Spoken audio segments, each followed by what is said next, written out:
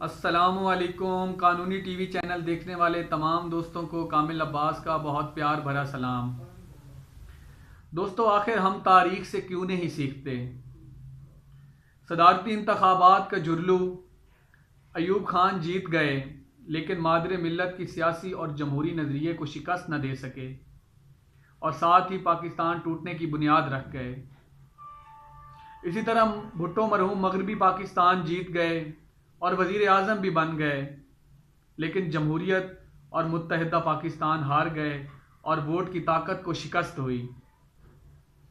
آخرکار بھٹو کی پھانسی اور طویل مارشل لا مسلط کر کے ضیاء الحق جیت تو گئے، لیکن بھٹو کو پھانسی دے کر بھی شکست نہ دے سکے۔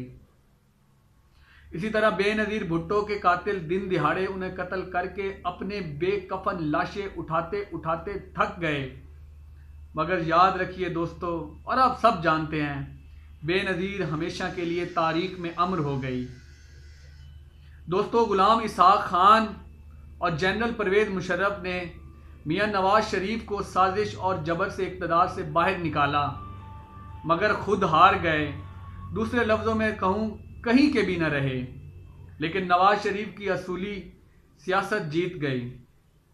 دوستو، اسی طرح آج کا حکمران ووٹوں کو نقب لگا کر جیتنے والا یہ چنتخب حکمران، منتخب نہیں کہوں گا، منتخب وہ ہوتا ہے جسے عوام منتخب کرے، میں خان صاحب کو چنتخب حکمران کہہ رہا ہوں۔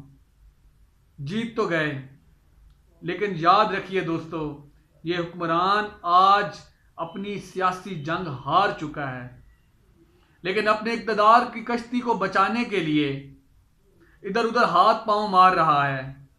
ہو سکتا ہے دوستو اس کا دورانیہ بھی بڑھ جائے، لیکن حتمی فتح ممکن نہیں ہے۔ عمران خان کا تبدیلی کا نعرہ اصولوں پر سمجھوتوں کے کفن میں کب کا لپٹ چکا ہے۔ دوستو، 72 برس میں آئین کو بار بار پامال کیا گیا، لیکن آئین اور جمہور سے قوم کی محبت اور وابستگی بڑھتی رہی۔ پورا زور صرف کر کے لوگوں کو جمہور اور آئین سے متنفر نہیں کیا جا سکا۔ دوستو، پھر بھی ہم تاریخ سے کوئی سبق نہیں سیکھتے۔ دوستو، یاد رکھیے گا، سازشیں کر کے ہم وقتی کامیابی حاصل کر سکتے ہیں، دائمی نہیں۔ بار بار غلطیاں کرتے ہیں، نقصان اٹھاتے ہیں۔